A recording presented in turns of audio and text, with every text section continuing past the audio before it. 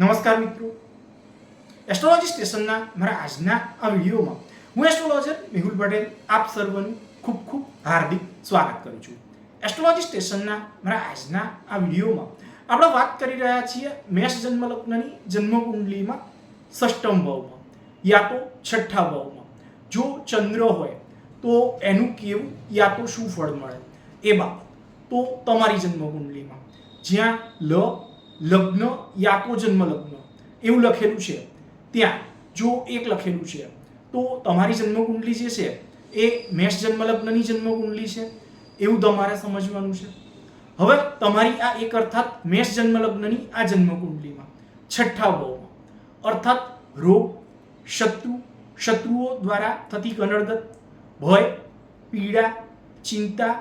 લપ, ઉપાધિ, દેવું કે ઋણ યા કરજ, સંઘર્ષ યા ઘર્ષણ કે તાર તકરાર, ન્યાય યા કાયદાકીય બાબતો,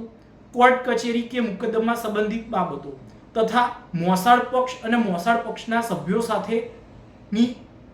લેણદેણ એના સંબંધિત બાબત એ જ્યાં જોવાય છે ત્યાં પોતાના મિત્ર ગ્રહ બુધની રાશિ 6 અર્થાત કન્યા રાશિ એ જ્યાં આવે છે ત્યાં ચંદ્ર નામનો ગ્રહ એ જો રહેલો છે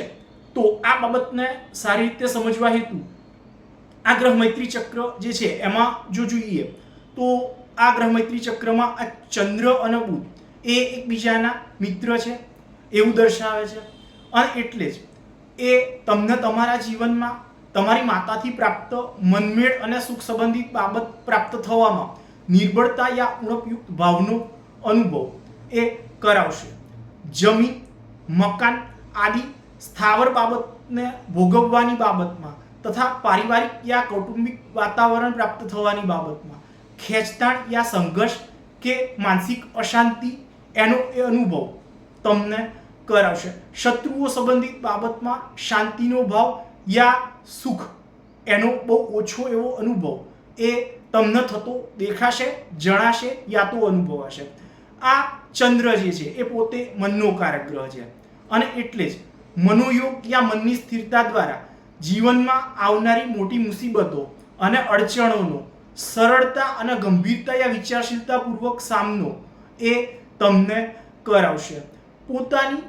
7મી મિત્ર દ્રષ્ટિથી 12મા ભાવને અર્થાત ખર્ચ, વ્યય અને ચોરાયેલ, ખોવાયેલ યા ગુમાવી દીધેલી બાબતો યા વિષય વસ્તુ કે બાબત એના વિશે